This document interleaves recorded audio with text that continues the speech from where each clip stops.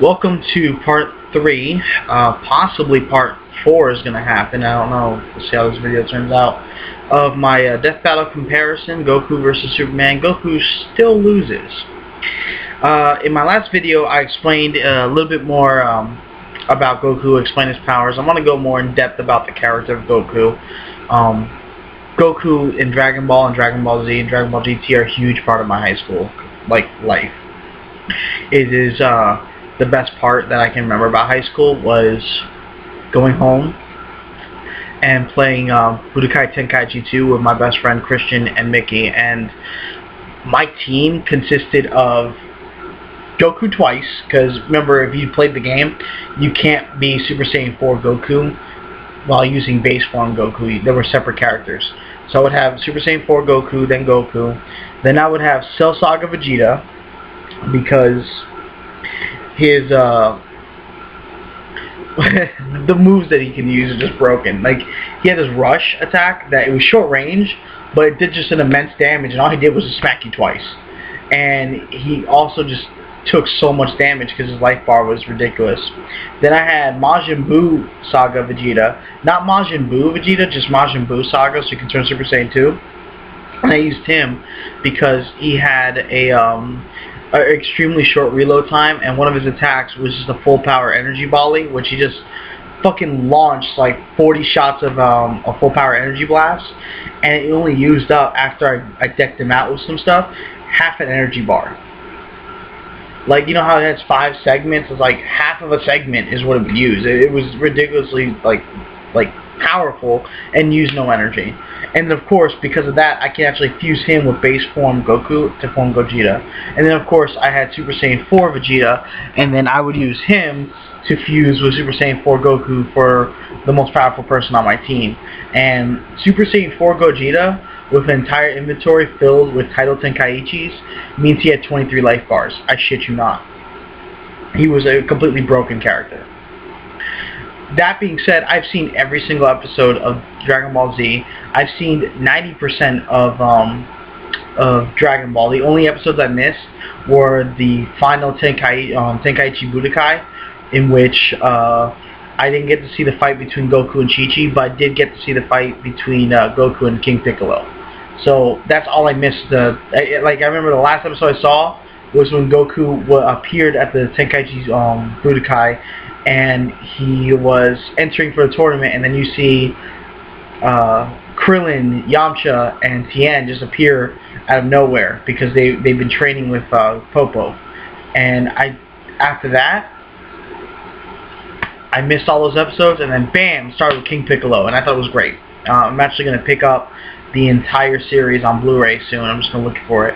I don't like Dragon Ball Z as much as I do like Dragon Ball. I think Dragon Ball was a pure sense of how awesome Goku is. Then you watch Dragon Ball Z and you start to realize Goku's an asshole. Perfect example is, and this is the one example where it made me hate Goku as a character forever, and that's in the Majin Buu Saga. Goku is fighting Majin Buu at Super Saiyan 3. He can beat him. He says he can. But after Trunks gets the Dragon Radar, Goku stops the fight. Now, mind you, he does do one brilliant thing, which is give a seed of doubt into Majin Buu's brain, and that's that, why is he letting Babidi tell him what to do? And then Babidi dies. Majin Buu rips off his head. So, that happens. That's the only good thing. But then, Goku's on the lookout, and he tells the kids that they're now the protectors of Earth. Kids. They're like less than 10 years old. Telling them that they have to protect the Earth now, and that, it's their responsibility. They don't have any training. I mean, not serious training. I mean, Trunks is a spoiled rich kid, and Goten didn't have a father growing up. So, what the hell? And then you have them trained? Well, let's see what how Goku's plan worked. Super Buu came out because Gotenks, he fucked around instead of actually fighting Buu. He fucked around way too much and constantly ended up losing his fusion. So that happened. So Super Buu came out. Subaru did the genocide attack and killed everyone on Earth with the exception of 2 or 3 people and everyone on the lookout. He killed Chi-Chi, turned her into an egg and crushed her. Kid Buu then destroys the Earth and kills Goten, Trunks, and Gohan along with it.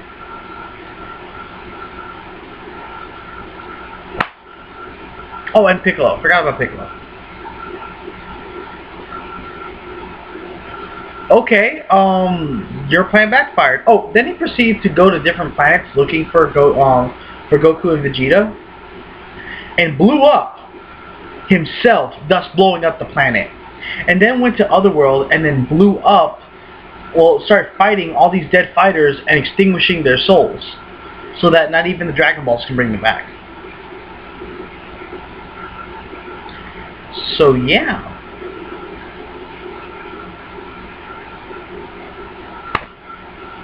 Goku's a better hero? No, after seeing that, I couldn't stand Goku. It was bullshit. But enough about Goku. Let's talk about Superman. One thing that people told me to do is just to use the original Superman, the original incarnation of Superman. It's the one from the 1930s. You know, leap tall buildings, a single bound, invulnerable up to a tank shell, so on and so forth. Okay. So, the reason why they say this is because Goku's only had one creator and he's only had one writer, and it's Akira Toriyama. So they find it fitting to only use the stories written by, written by the original creator and artist. So that's Jerry Siegel and Joe Shuster. Unfortunately, they wrote Superman or supervised the writing of Superman all the way until the 60s. So if I were to use that Superman that went all the way into the 60s, you'd have a Superman that can blow away solar systems. So let's not use him. And if you're talking about using just the very first appearance of Superman, then I want to use the very first appearance of Goku to be fair. And that's Goku when he first meets Bulma. You don't think that's fair?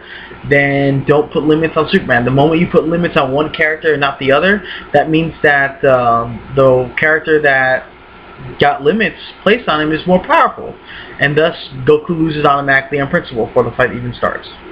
And that also puts doubt in people's minds, because if you're going to make one person fight him at his very best but then put like kid gloves on the other guy, then it's like, what happens if you take off the kid gloves? Well, easily he wins.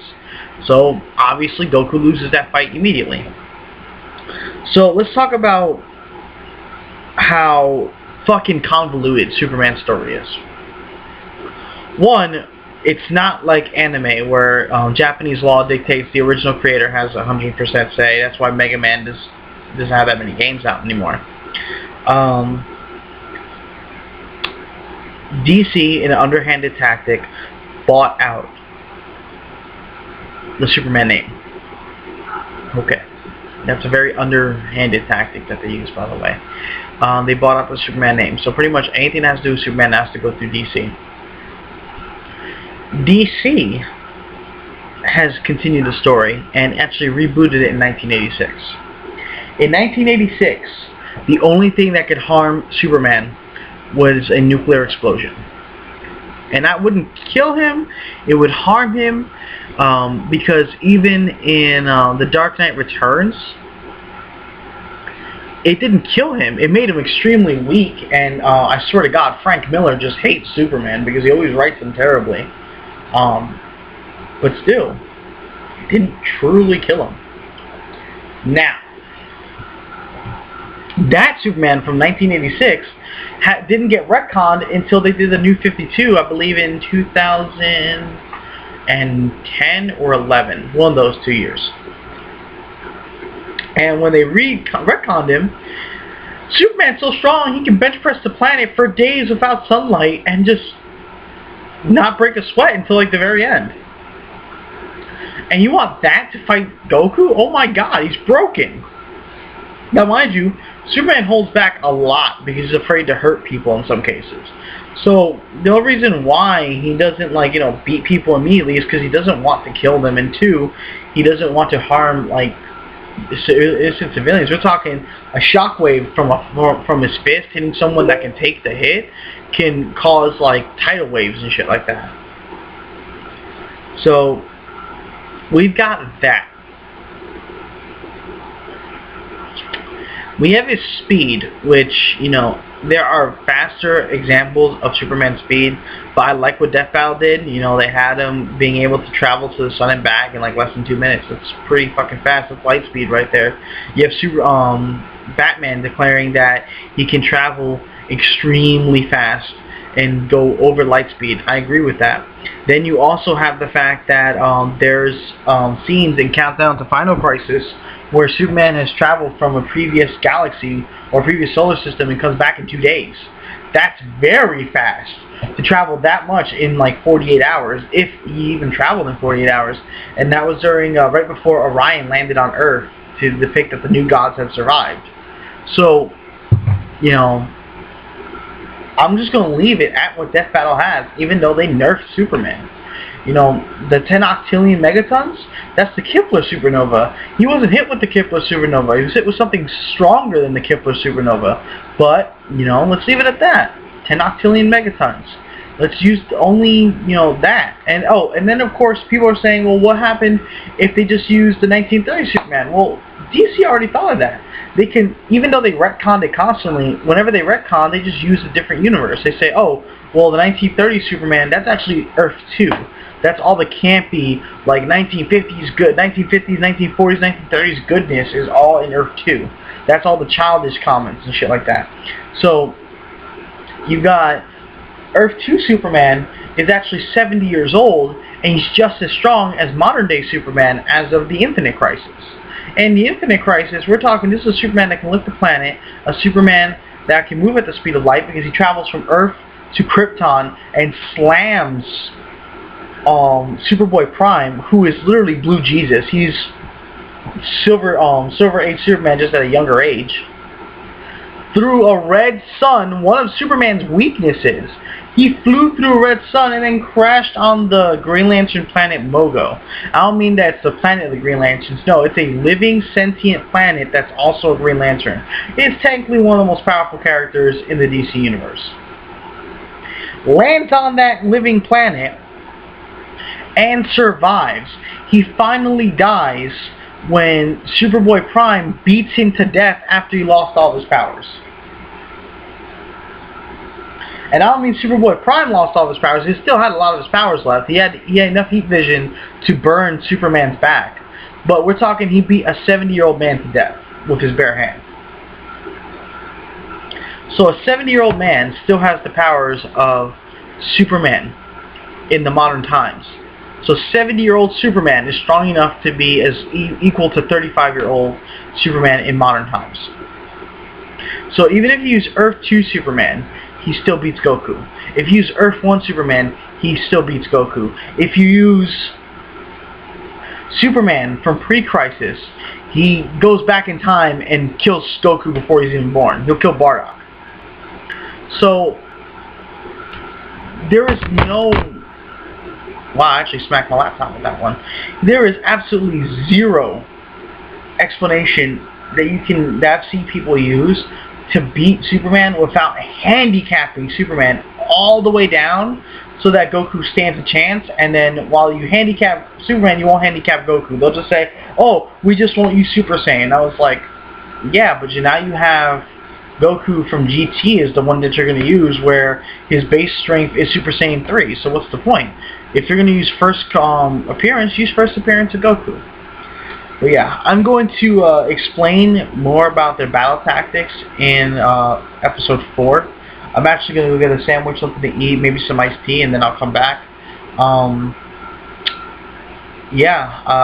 can't see a way of Goku winning. Well, let's look at episode 4 and see what we got. See you next time.